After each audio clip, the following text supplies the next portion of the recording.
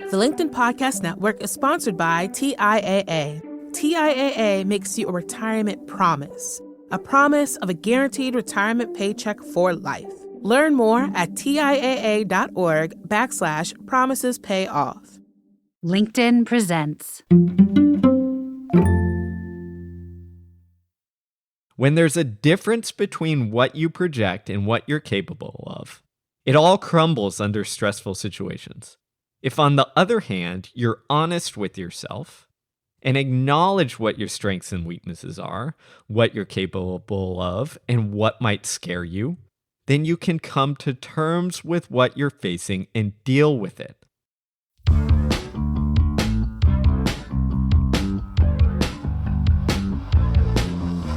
What's up, people? Today is Thursday. My name's Michael Kovnat, and this is the Next Big Idea Daily, the show that gives you quick hits of wisdom and inspiration to enjoy with your morning coffee. Now, if you're not already subscribed, be sure to follow us in your podcast player and sign up for one of our newsletters using the links in the episode notes. Okay, so today we're going to continue our Olympics-inspired look at what we can learn from the world's greatest athletes. And it turns out one of the key things these champions have to teach us is toughness. But toughness might not be what you think it is. Whether you call it toughness, resilience, or grit, most of us think the way to accomplish difficult things is to bear down and power through. But our model is broken. And new research shows there's a smarter path to success in sports, business, and relationships. Best-selling author and sought-after performance coach Steve Magness is out with a book called Do Hard Things: Why We Get Resilience Wrong and the Surprising Science of Real Toughness. Steve has coached dozens of runners, including Olympians, and our curator Malcolm Gladwell says his book is a must-read for parents and coaches and anyone else looking to prepare for life's biggest challenges. Here's Steve to share 5 of his big ideas.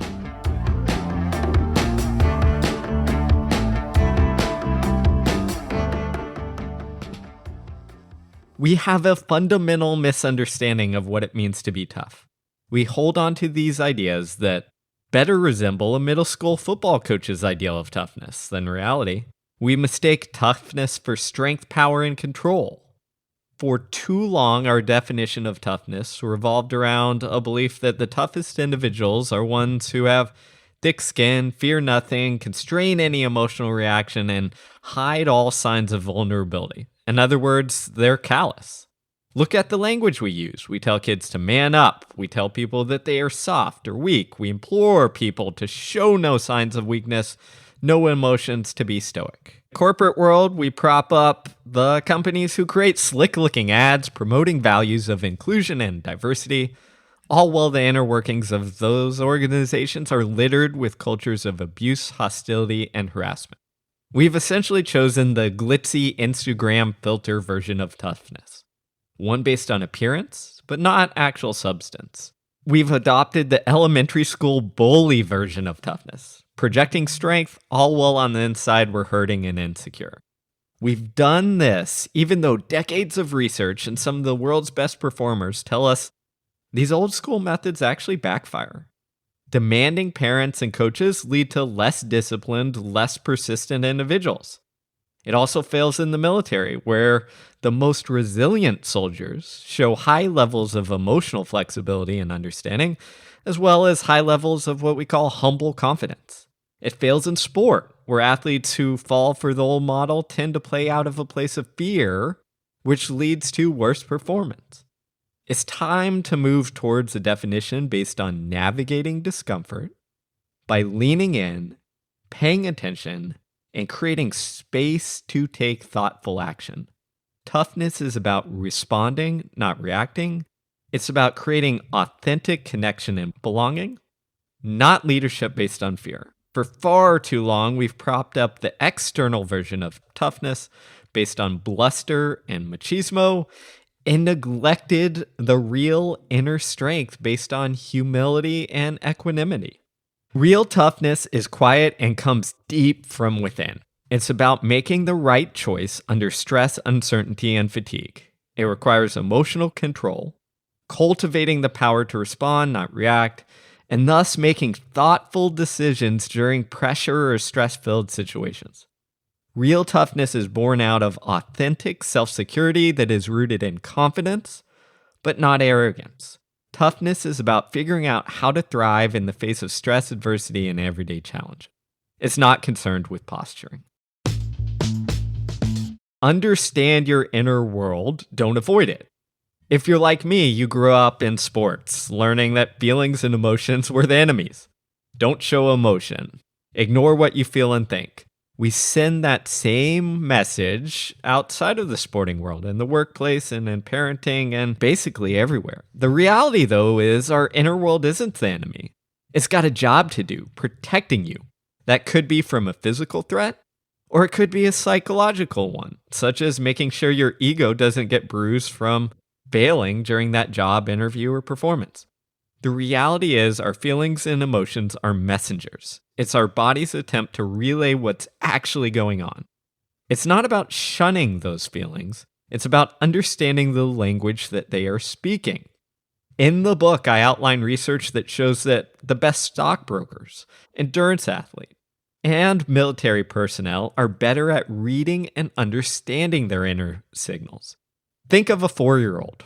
They throw tantrums and freak out. Why? Because they have little idea what the barrage of emotions they experience are when the teacher tells them to redo their work, or that it's not good enough, or when someone on the playground rejects them and turns them away. You see it in young kids' vocabulary. They explain every emotion as sad or sadness. Contrast that to adults who can hopefully differentiate and add nuance and not just see it as sadness, but frustration, shame, boredom, or maybe just feeling isolated. In psychology, they call this ability to add nuance to our emotional experiences interoception. It's the ability to understand the signals our body is sending. And experts in interoception don't ignore or push away those sensations. They learn to speak the language, to understand them. It's only once we can speak that language that we can know how to deal with what we're experiencing. To see if that feeling of pain is a warning signal that injury is on its way, or if that feeling of shame is just like our crazy aunt or uncle on Facebook, an uninformed or misguided feeling that we should just scroll on by. Tough individuals are experts at listening to their body. Bravado backfires. Embrace reality, adopt a quiet, humble confidence. Imagine being dropped out into the woods. It's just you, maybe a friend or two, and you're asked to live off the land, forage, hunt, and basically survive. In the US military, this is part of everyone's training. It's called SEER. Survival, evasion, resistance, and escape. It's a simulated survival and POW experience that trains people to deal with this. And if you look at the research, some studies find that up to 96% of individuals experience disassociation. They experience the fog of war. Their perception goes haywire. They aren't sure what's going on or how to handle it. It's a stressful event. Yet, some handle it better than others. When I talked to individuals who went through this crucible, they reported the same thing. As one soldier put it to me, when there's a difference between what you project and what you're capable of, it all crumbles under stressful situations. If, on the other hand, you're honest with yourself and acknowledge what your strengths and weaknesses are, what you're capable of, and what might scare you, then you can come to terms with what you're facing and deal with it. It's not bravado, it's having a humble confidence. A little bit of doubt keeps you sharp. The research backs up the soldier's claim. We want our perception of the difficulty of the challenge and our ability to handle it to be realistic and overlap. When we go in with too much bravado, it backfires. At the first sign of danger, or the first inkling that we may not be able to succeed, our brain jumps straight to freak out mode, to what's the point mode. Resilience is tied to having low levels of denial, as well as the ability to face our fears. It's this nice nuanced balance. Being able to encounter whatever challenge is thrown your way, not through delusion, but with realistic optimism, a belief that it may be difficult, but that we possess the skills and ability to get through whatever comes our way. In many ways, it's similar to the approach one of history's greatest leaders that led our country through its most challenging time took. Abraham Lincoln's speeches and letters are filled with hope for the future, that our country will one day be united, that slavery will one day end. But in the present moment, during the war, he was bitterly realistic. He had this kind of tragic optimism. We don't all need to go to that extreme, but we need that quiet, humble confidence to carry us through. When researchers at the University of Wisconsin compared how a group of expert meditators and novice average Joes handled a painful hot probe being applied to their wrist, initially there weren't many differences. Both rated the pain about the same, a 7 out of 10. But as they peered into the brains using fMRI technology, a difference emerged. The meditator's threat detecting area in the brain, the amygdala, remained silent.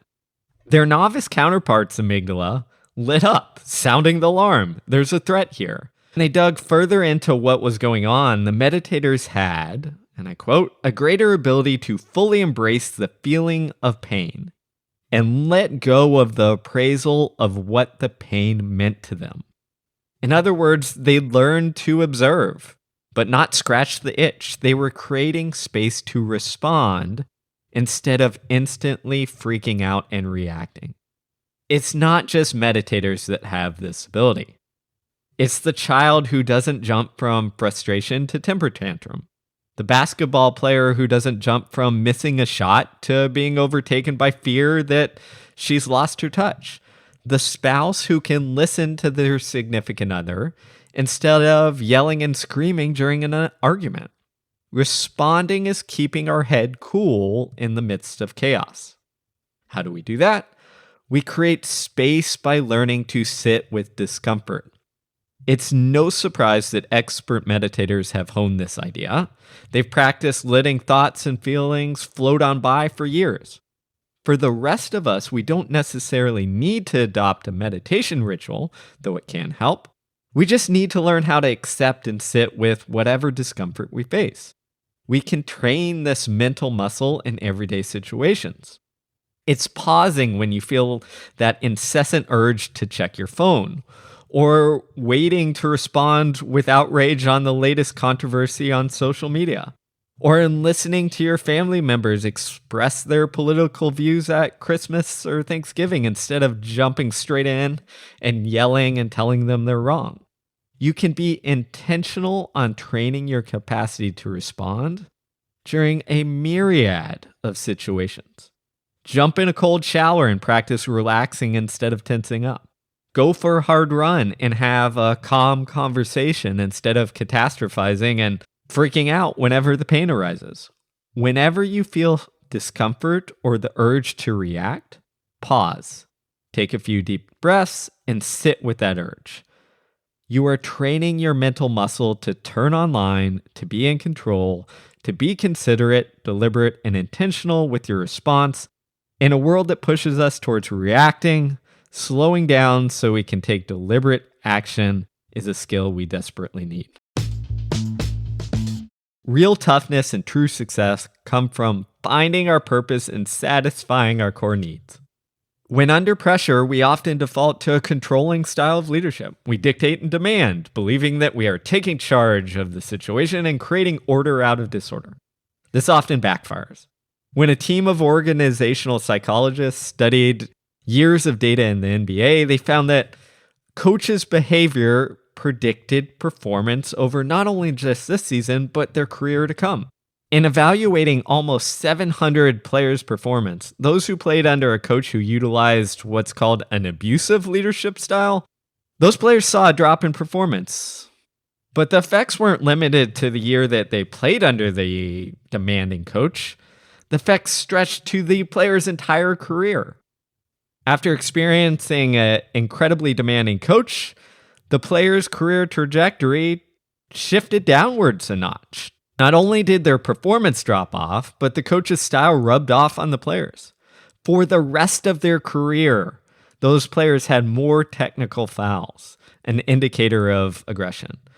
When you look at what actually does work over the long haul, from basketball to track to baseball, research clearly shows that athletes perform better and are more resilient when they have their basic psychological needs met. When an environment provides them with 4 things, they perform better. First, being supported, not thwarted. So having an input, a voice, and a choice. Second, the ability to make progress and grow. Third, feeling connected to the team and mission, feeling like they belong. And fourth, finding purpose or meaning. This isn't just in sports. In the workplace, a recent study of over 1,000 office workers showed that the strongest predictor of how well they dealt with the challenges of demanding work was whether they felt respected and valued by their managers. If they were listened to, they performed better. In other research, those who report feeling more autonomy and less micromanaging have higher levels of job satisfaction and performance. Toughness is amplified and trained when we have a choice. When we feel like we can make a difference, give people that chance. When we satisfy our basic needs, we create an environment where people play to win instead of playing not to lose. When fear dominates, we perform worse. Outliers can handle the fear, but for most of us, security gives us the freedom to perform. So while for decades we thought that callousness was the key to creating toughness, it turns out the real secret sauce is in being a decent human being who actually cares about others. Okay, well, that's our show for today. If you liked it, how about leaving us a rating or review in your podcast player? And if not, come back tomorrow when we'll have new life lessons for you from the Paris Olympics. I'm Michael Kovnat. See you tomorrow.